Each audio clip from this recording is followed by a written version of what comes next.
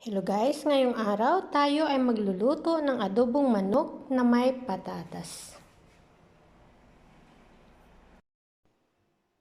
Ito po yung mga sangkap na gagamitin ko. Onions, ginger, bay leaves, garlic, brown sugar, oregano, soy sauce, vinegar, and olive oil. Isahan na natin guys.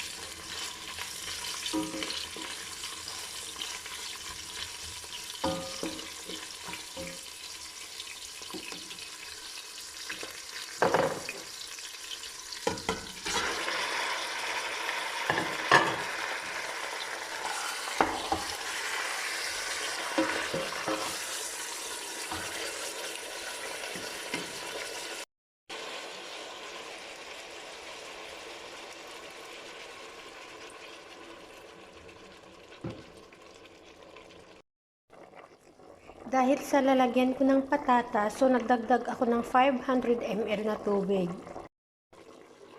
Ilalagay ko na guys yung ating suka. Ganito lang po kadami ang ilalagay ko. Nasa inyo po yun kung gusto nyo po ng maasim talaga. Ilalagay ko na rin yung patatas.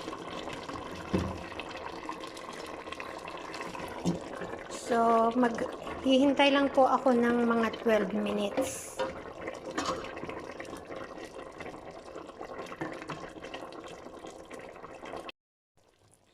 Guys, ready na po yung adobo natin. So, ilalagay ko na lang yung spring onions. Kain na po tayo!